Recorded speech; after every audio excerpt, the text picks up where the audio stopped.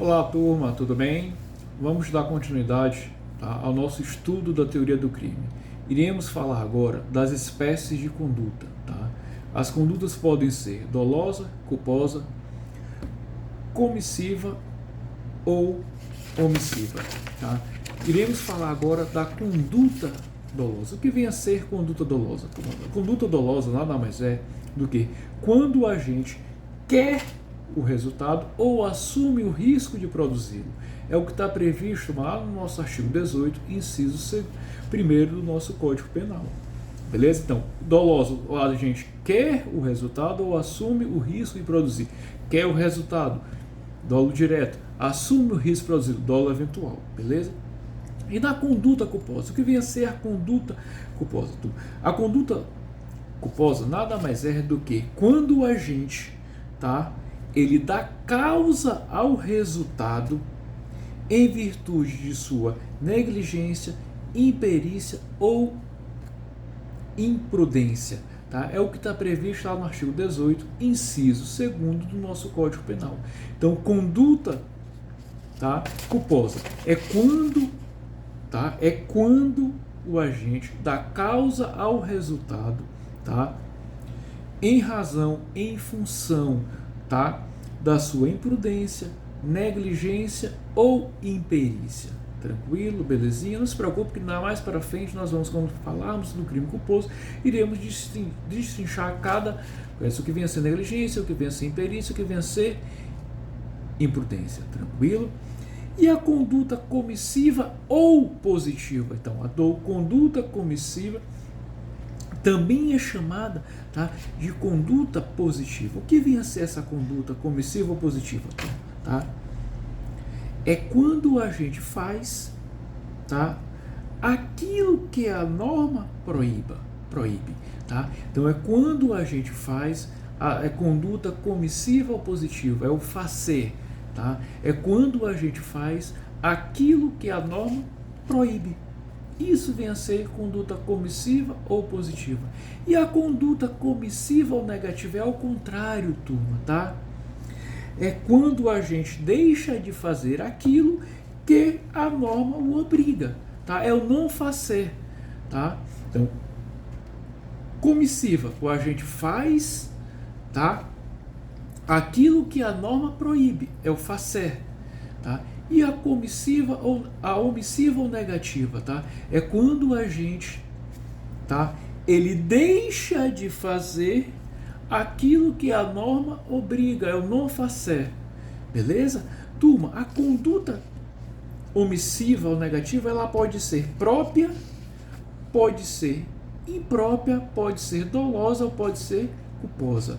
E o que vem a ser cada uma dessas? Vamos lá, vamos falar rapidamente cada uma. Tá? A conduta omissiva ou negativa, própria, pura ou simples. Tá? Então, a conduta omissiva ou negativa, própria, tá, pura ou simples. Tá? É quando a omissão, tá, tá, vem prevista expressamente na norma penal, expressamente no tipo penal. Então, ação ou conduta omissiva, própria, pura ou simples. É quando a omissão está prevista, tá, expressamente no tipo penal. Tá? É quando, turma, nela existe, tá? É quando nela existe o chamado dever genérico de proteção. Tá? Então, existe um dever genérico de proteção. E pode dar um exemplo próximo, vamos lá. Tá? É no crime de omissão de socorro, que está previsto lá no artigo 135 do nosso Código Penal. É um exemplo, tá, de uma conduta omissiva, própria, pura ou simples. Tranquilo? Belezinha, turma. Vamos lá. E o que vem a ser a conduta omissiva, imprópria, omissivas qualificadas ou comissivas por omissão? Tá? Então, a omissiva, turma, imprópria, ou também chamada de omissivas qualificadas ou comissivas por omissão, tá? É quando o agente, em virtude da sua posição de garantidor, que está prevista lá no artigo 13, parágrafo 2º do nosso Código Penal, devia e poderia agir, tá? A fim de evitar o resultado, tá? Então, omissiva imprópria ou omissiva por omissão ou omissivas qualificadas é quando o agente devia, tá, e poderia agir para evitar o resultado. Um exemplo, turma, tá? A mãe, tá, que podendo não socorre o filho que está se afogando numa piscina, tá? A mãe que vendo o filho se afogar numa piscina, tá, não faz nada, tá? Ela não evita que ele se afogue. Nessa conduta praticada pela mãe, turma, é obtida uma conduta omissiva ou negativa imprópria, ou omissivas qualificada, ou comissiva por omissão. Belezinha? Tranquilo? E viu que vinha a ser a conduta omissiva ou negativa dolosa. Que vinha a ser isso aí, gente? É quando o garantidor, tá? É quando o garantidor, tá? Então, uma omissiva, tá? Vimos a conceituando a omissiva imprópria. A omissiva imprópria ela pode ser culposa ou dolosa. A imprópria, tá? A omissiva negativa imprópria dolosa é quando o garantidor, com a sua missão, com o seu dever, pode, tá? Pode e deve, tá? Agir, quando ela age, tá? Vamos lá, repetindo aqui, vamos recapitulando. Então, a omissiva imprópria dolosa, tá? O garantidor significa que é quando o garantidor, com sua missão, pode dolosamente não ter agido a fim de produzir um determinado resultado a que este estava obrigado, tá, a evitar, tá? Então ele tem aquele dever de evitar, mas ele dolosamente ele fica inerte, tá? Então é isso que nós chamamos, tá, a omissiva imprópria dolosa. E a omissiva imprópria culposa, tá? É quando o garantidor pode ter dado causa ao resultado em razão da sua imprudência, negligência ou imperícia, tá? Então, recapitulando, turma, a omissiva imprópria dolosa é quando o agente, tá, ele pode evitar o resultado, mas ele fica inerte, ele não faz nada para que esse resultado seja evitado. Já na culposa, tá, é quando o garantidor, tá, ele pode ter dado causa ao resultado em razão da negligência, imprudência ou imperícia. Belezinha, turma? Tranquilo. E pode existir ausência de conduta? Sim, turma, tá? Pode sim existir ausência de conduta.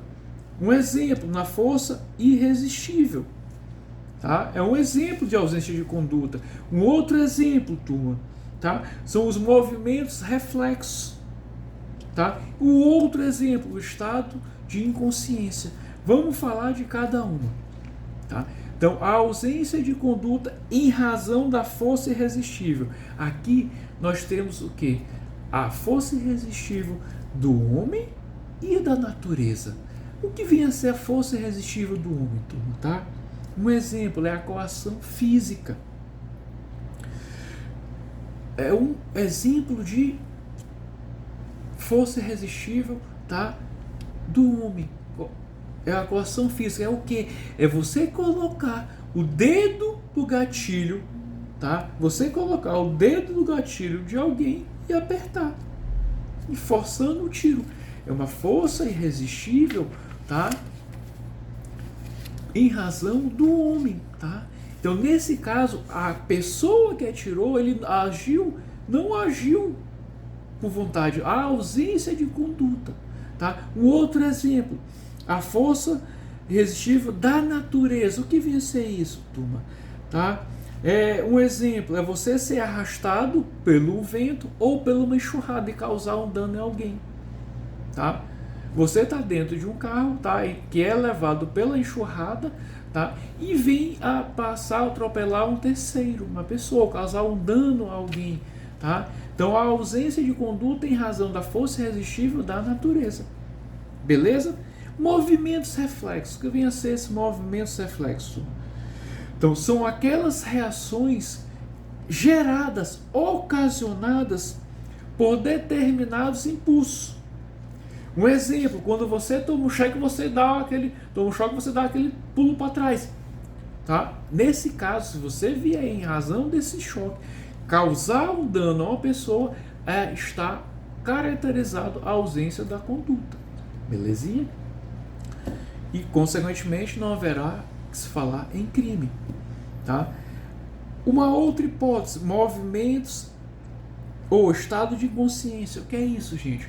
Aquela pessoa que está sonâmbula. O sonambulismo é um estado de inconsciência.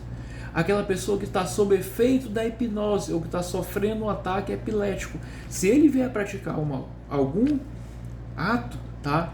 Algum dano a alguém, não há que se falar em crime, porque não há conduta. Lembre-se, o que é crime? Tá? É a conduta típica, antijurídica e culpável. Se nós não falarmos em conduta, tá? A ausência de conduta não se fala em crime. Beleza? Entende? Então, quando nós, nos casos que nós acabamos de falar, que temos a ausência de conduta, no caso da força irresistível, seja do homem, seja da natureza, tá? Dos movimentos reflexos ou de estado de consciência, tá? Caracteriza o que é ausência de conduta e, consequentemente, não há que se falar em crime. Belezinha? Tranquilo? Ótimo. Ivo, e quais são as fases da realização da ação? Tá? Quais são as fases da realização da ação? Nós temos uma fase interna e a fase externa. Ivo, o que eu falo algo interno? Gente, algo interno é algo que está dentro de mim, não é? Então, fase interna, o que significa isso aí? É a representação e a antecipação mental do resultado a ser alcançado. Então, eu faço dentro da minha mente, eu represento, tá, aquela situação, eu antecipo o resultado, tá? Um exemplo, o agente decide matar alguém, tá? O agente decide matar alguém. Um exemplo da fase interna. Aqui, turma, eu tenho também, dentro dessa fase, eu vou escolher os meios que eu vou executar aquela conduta, aquela minha ação, tá? Devo considerar os efeitos, tá? Colaterais ou concomitantes, tá? Dos meios que eu vou utilizar. Que venha a ser a escolha dos meios necessários para ser utilizados. Um exemplo, eu comprar uma granada. A questão da consideração dos efeitos colaterais, turma. Ao arremessar essa granada, eu vou ter o quê? Vou vislumbrar o que pode acontecer, tá? Eu posso ferir um número indeterminado de pessoas, posso causar o quê? Um perigo comum, tá? Isso tudo faz parte da parte interna, tá? Da fase interna da realização da ação. E a fase externa, o que é isso, gente? Externo é para fora. Então, a fase externa de realização da ação significa o quê? É eu colocar para fora, exteriorizar tudo aquilo que eu mentalizei, tá? Eu colocar em prática aquilo que eu mentalizei. Um exemplo, eu arremessar a granada, tá, em direção à vítima, causando-lhe a morte, tá? Então, fase interna é algo que está dentro de mim, está dentro da minha mente. É eu memorizar, eu vislumbrar mentalmente dentro da minha mente, sem exteriorizar para alguém, para ninguém, tá? O resultado que a conduta irá causar, os efeitos dessa minha conduta, tá? Aí eu tenho aqui, a partir dessa fase interna, eu vou escolher, tá, os meios executórios, os meios que eu vou praticar a minha conduta para alcançar o resultado pretendido, tá? E eu devo também, nessa fase interna, considerar os efeitos dessa minha conduta, dessa minha ação. Já na fase externa, eu vou colocar em prática aquilo que eu mentalizei. Então, a fase externa, tá, da realização, eu colocar em prática aquilo que eu mentalizei. Tranquilos, turma? Belezinha? Alguma dúvida? Vamos avançar, turma. Vamos falar um pouquinho agora do tipo penal. O que é o tipo penal? Gente, o tipo penal nada mais é do que a descrição da conduta praticada pelo agente. Tá? Então, o tipo penal, turma, é a mera descrição da conduta feita na lei penal, feita na norma penal. É a criminalização de determinada ação. Isso é o tipo penal. Vamos lá, um exemplo, artigo 121, matar alguém. Ali está descrito, tá? Está descrito o que eu fiz. O que eu vou fazer? Matar alguém, tá? Isso é o que nós chamamos o preceito primário. E lá no preceito secundário, turma, temos o quê? Tá? É a sanção que é imposta pela conduta por mim praticada, tá? Então, tipo penal é a descrição, tá? Descrição da conduta na norma penal, na lei penal. Tá? É a criminalização de uma determinada ação, de uma determinada conduta praticada pelo agente. Isso é o tipo penal. Tranquilo? Turma, nós temos elementos que compõem o tipo penal. Perdão. Nós temos os elementos subjetivos e os elementos objetivos. O que vem a ser os elementos subjetivos, turma? Os elementos subjetivos, tá? São aqueles que estão vinculados à vontade do agente. Então, os elementos subjetivos são aqueles que estão vinculados à vontade do agente. Tá? Eles podem ser explícitos, isto é, eles demonstram alguma finalidade especial de agir, como podem ser implícitos, tá? Que eles mostram um objetivo particular.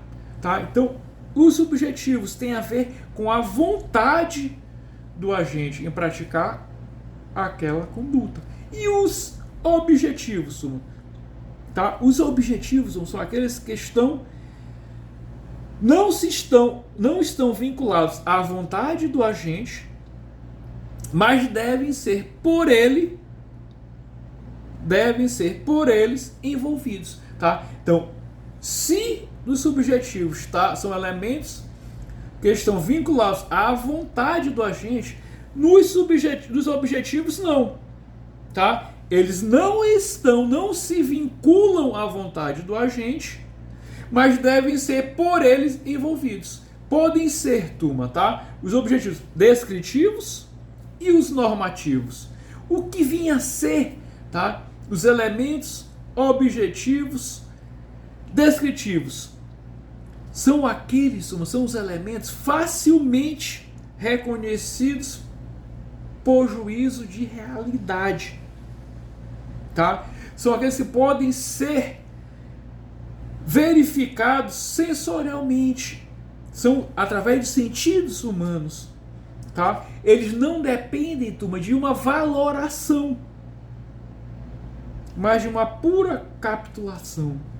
Um exemplo, ele está lá, eu falei de homicídio, matar alguém, tá? O matar é o elemento, eliminar significa eliminar a vida, mas alguém, pessoa humana. Então, esse vem a ser o elemento subjetivo descritivo, tá? Ele está descrevendo a conduta a ser praticada pelo agente. Belezinha, turma? Tranquilo? Ótimo. E o que vinha a ser, Ivo? O elemento subjetivo, o elemento objetivo normativo.